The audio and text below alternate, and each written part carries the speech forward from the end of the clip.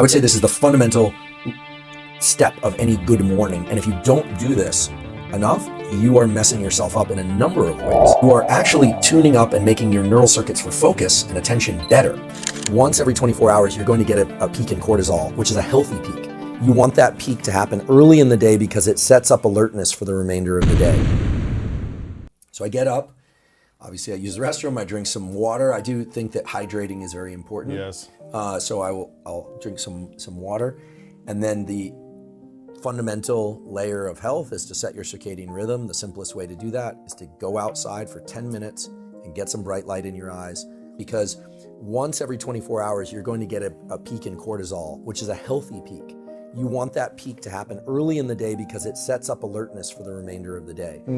So get that morning light. I would say this is the fundamental step of any good morning. And if you don't do this enough, you are messing yourself up in a number of ways. Then I come back inside, and then I do not drink caffeine right away. It's important in many ways to delay caffeine enough so that you can clear out some of the chemical signals in the brain and body that lead to a feeling of fatigue. So I delay my caffeine intake for about 90 and ideally 120 minutes after I wake up, because in that way you bring your adenosine level down very, very low to 0, and then you don't get this rebound crash in the afternoon.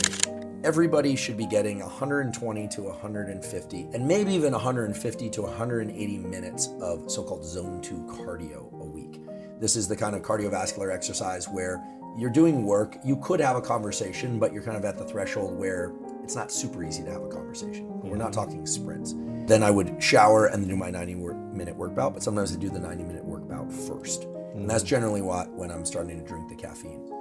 And so this 90-minute work bout is a kind of combined meditation, but also functional work for me. So for me, that could be writing, it could be planning a podcast, it could be reading. It's something that's kind of hard. And the thing to understand about this 90-minute work bout is that you should expect some friction early on. It's not like you just flip a switch and you're in.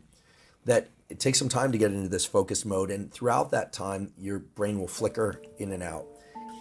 But what happens then is after lunch or something, you decide, oh, I'm gonna sit down and read something, or I'm gonna do some more work, but I've only got 20 minutes. You can drop in like a laser. I always, after lunch, do a 10 to 30 minute either non-sleep deep rest or hypnosis. What does that do for you? Well, what it does is at least what the data show, because there have now been 2 studies published last year, one in Cell Reports, and I believe the other was also in Cell Reports, Cell Press Journal, excellent journal, showing that 20-minute naps or things of the sort that I just described, the hypnosis I described, allow the neuroplasticity that was triggered during that learning bout to occur much more quickly. And so people learn faster. Interesting. Yeah. What's the ultimate morning routine for you? That's the ultimate morning routine for me.